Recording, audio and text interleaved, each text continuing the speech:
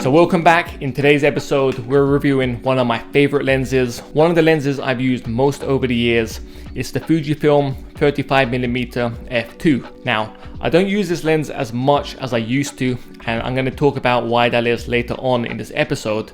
But it is a great lens. I've used it for about 4 years now. It's come with me on trips around the world. I've also used it on portraits and product shots as well. Quickly before starting this review, you guys can do me a huge favor as always by hitting that thumbs up button. It helps with the algorithm and all that. And secondly, if you haven't already, hit subscribe. I drop photography episodes pretty much every single week. Audio reviews on this channel are not technical. I don't get into all the charts and pixels and zooming in 400% and all that. It's pretty much just all based upon my experience using this lens over the last 4 years. At the end of the episode, I'm also going to stick a bunch of sample images so you guys can see exactly what kind of shots you can get with this 35 f2. Now, first and foremost, let's talk price. And the reason I'm kicking this review off with the price is I believe the price of these f2 lenses from Fujifilm play a major role in whether you want to pick one up or not. This 35mm here is actually one of Fujifilm's cheapest primes, and it's the cheapest 35mm prime option they have. So this lens here comes in at about $380 here in the UK and about $400 in the US. Fujifilm also sell a 35mm f1.4, which is one of their oldest prime lenses, for around £530, and they also released a new 33mm f1.4 which you can pick up for about $700. So value for money wise, as with all the Fujifilm's f2 lenses, I think it's really good. And even when you compare it to the 35-1.4 and the 33-1.4, while those two lenses are better in some aspects, this lens here still does hold its own. So at $380, in my opinion, it's a good deal and it's well worth the money. So next up, I want to talk about how I use this lens and how I've used this 35 f2 over the past 4 years. Now, I mainly use this for street photography. The 35mm focal length is my favorite for street. And the reason for that is I feel like I'm able to capture my subject and isolate them while also maintaining enough of the background to give my subject context. Now, focal length is a very personal choice. Some people won't like the 35mm. Some people prefer shooting with a 23, some people prefer shooting with a 16 or a 50. As I said, it's very personal. So when it comes to choosing these lenses, what I do recommend you do is go out and rent them or get a zoom lens first and kind of find out which of the focal lengths you enjoy using and then get the primes. I've also used this lens for portraits and some professional work as well, some product and food stuff, but mostly it's for street. So next up, let's talk about how this lens feels to use and in the hand and what it looks like. And as with all the Fujifilm's f2 lenses, I really like the look of these. They're small, they're compact, they kind of have an old school feel to them, especially when they're on the Xpro2. And they're solid. I mean, they're all kind of metal on the exterior. The aperture ring is really nice. It's not too loose, it's not too stiff.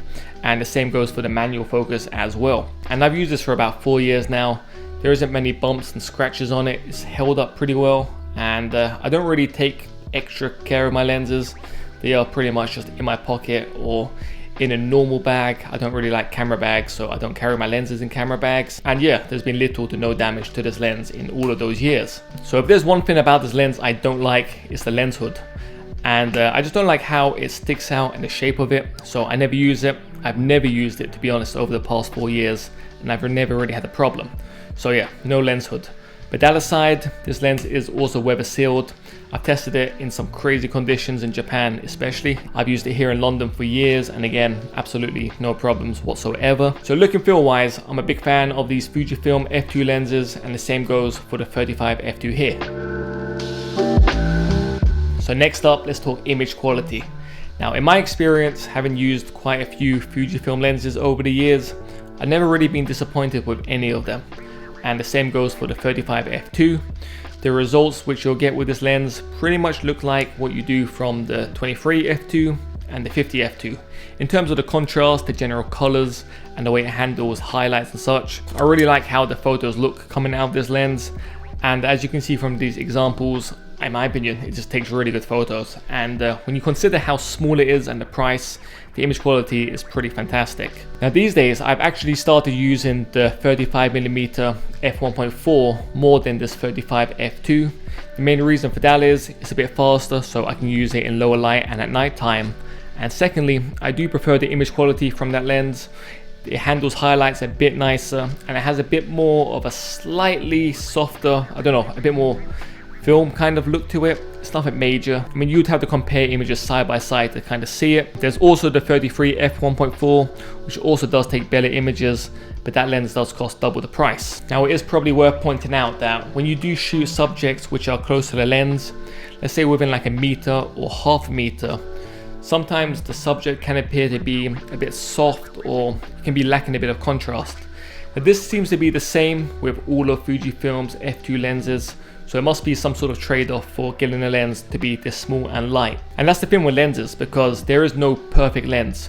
Whenever you create a lens, there are certain trade-offs you make. If you want a lens which is perfect quality and a lens which is a lot faster, then those lenses, like the 33 1.4, are a lot larger and a lot heavier. Whereas this 35 f2 is tiny, and in order for Fujifilm to make a lens this small, there has to be certain trade-offs.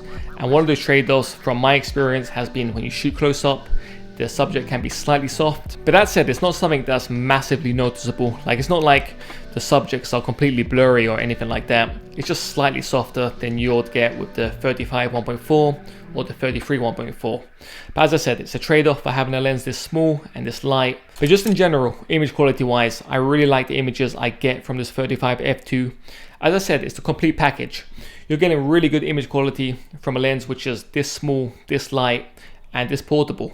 And it's a kind of lens where I just take it in my pocket when I go out doing street photography. If I'm using the 50 or the 23, then I can just switch around the lenses depending on the subject, depending on the location. And you can't really do that with the larger lenses unless you carry a camera bag. I've talked about this 100 times on the channel already, but I really hate carrying camera bags around with me, especially when doing street. So yeah, in terms of image quality, I've been really impressed. Is it the best Fujifilm offer? No, there are better options. But when you consider how small it is and how light it is, I've been really impressed with this 35 f2 and the images I've got out of it. So next up, let's talk about the autofocusing. So as with all of these Fujifilm f2 lenses, the autofocusing is extremely quick. It's a lot faster than the 35 f1.4, and it's completely silent as well.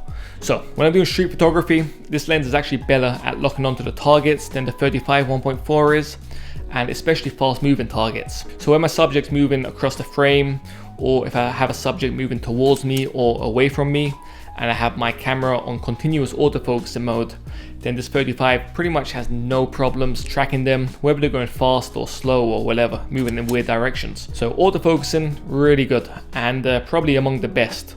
I mean, it's one of the advantages of the lens being small. It means there isn't as much glass to move around. Whereas when you have, say, the 35 1.4, there's a lot more glass in there to move. And also, those older lenses have Fujifilm's older focusing motors, whereas the ones here are Fujifilm's newer ones.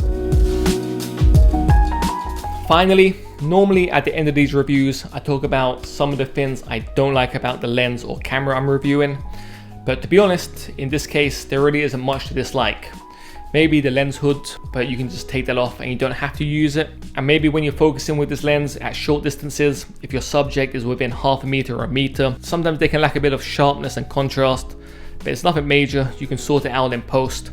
And when you consider how small and light this lens is, it really isn't a big problem. So it's a lens I highly recommend, and it's also one of the lenses I've used most over the last 4 years. Now that said, I've actually used this 35mm less and less over the past year. And the main reason for that is I picked up the 35 f1.4, and while that lens is older and it has the older autofocusing motors which are slower, and also it's not weather sealed, but I do prefer how the 1.4 handles highlights. I prefer the images I get out of it, and it's a lot better at night time as well. And recently I've started doing a lot of shooting at night time, a lot of street photography at night time, and having that extra speed really does make a difference. Now, as you probably know, Fujifilm have released the 33mm f1.4. There isn't a huge difference between shooting on 33mm and 35mm in terms of focal length. And that lens there is as fast as this when it comes to autofocusing. It's weather sealed. The image quality, from what I hear, is on par with the 35 1.4, if not better. So I'm going to test that lens out in the near future, and I'll be talking about it here on this channel. But for the time being, I've really enjoyed using this 35mm f2 for about the past 4 years. I still use it when the weather's bad. I still use it when I'm traveling. But yeah, in all, it's a lens I highly recommend. The price is great, the image quality is great, and the size and weight is just really convenient. So yeah, great lens, and as you probably know, I'm a big fan of all the Fujifilm's f2 range, and this one is no different. So if you have any questions about this 35 f2, just drop them down below. I'll make sure to get back to you. And yeah, as always, stay safe, and I'll catch you in the next one.